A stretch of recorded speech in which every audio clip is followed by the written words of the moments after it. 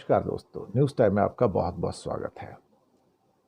दोस्तों, शशि थरूर और असदुद्दीन अवैसी मोदी जी के दो राइट हैंड पर्सन। कूटनीति के अंदर, डिप्लोमेसी में इंडिया की जो भद्द पिटी है वो तो सबको पता है, और ऐसी भद्द पिटी की कोई इंडिया के साथ खड़ा हुआ नजर नहीं आता। सब पाकिस्तान के साथ खड़े हैं। अब ऐसे में मोदी जी को याद आई विपक्ष की भी, इनके कुछ नेताओं को चुनकर मेंबर पार्लियामेंट को विदेश में भेजा जाएगा ताकि वो दूसरे देशों को जाके कन्विंस करें, देखो भैया पाकिस्तान आतंकवादी देश है और हमने जो हमला किया उसके ऊपर ठीक किया है। तो सभी दलों से कहा गया भी आप अपने अपने रिप्रेजेंटेटिव बताओ, उनको ग्रुप में बना के भेजेंगे। कांग्रेस ने 4 नाम भेज दिए, आनंद शर्मा, गौरव गोगोई, डॉक्टर सैयद और राजा बरार। एक को भी नहीं दिया। मोदी जी से पॉलिटिक्स सीखनी हो तो सीखो, और कांग्रेस के उस आदमी को ले लिया जिसका नाम ही रिकमेंड नहीं किया था। नाम था, क्या कहते हैं कि, अबे क्या कहूं उसको, दो फेवरेट, असदुद्दीन ओवैसी और शशि थरूर। शशि थरूर को पिकअप कर दिया।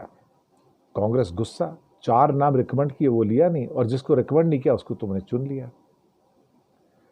दरअसल शशि थरूर तो नाम के लिए कांग्रेस में है इस टाइम, काफी समय से। वो तो कब के बीजेपी के हो चुके हैं।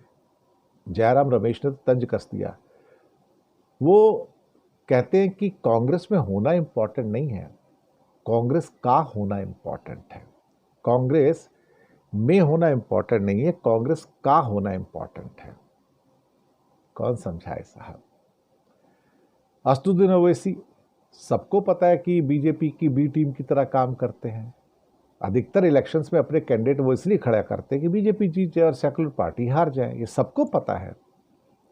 इन दोनों को चुना गया कि आप भारत को रिप्रेजेंट करेंगे अलग अलग देशों में जाके, और ये बड़े खुश हो गए साहब।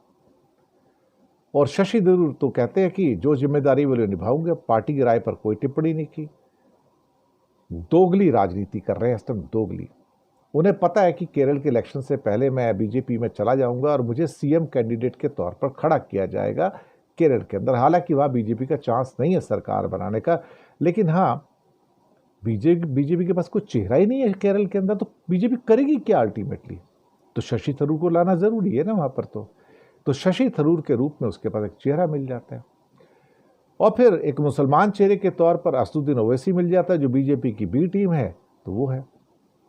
कितने सबूत चाहिए भाई लोगों आपको कि ये दोनों बीजेपी के एक तरह से राइट हैंड पर्सन है, मोदी के राइट हैंड पर्सन है, मोदी के फेवरेट हैं।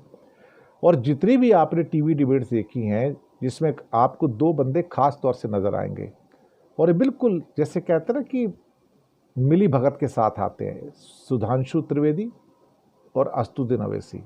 ये दोनों पीछे बैठ के कॉफ़ी चाय पीते हैं, हंसी ठट्टा करते हैं, मजाक करते हैं, गले मिलते हैं, लेकिन सामने आके ऐसे दिखाएंगे जैसे हम एक दूसरे के बहुत बड़े दुश्मन हैं।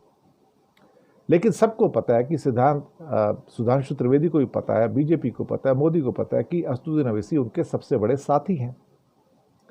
दरअसल ये दोनों ही हैं, शशि थरूर भी ऐसे हैं और जो असदुद्दीन ओवैसी हैं, जो इंडिया गठबंधन को सैबोटेज करने में कोई कसर नहीं छोड़ते।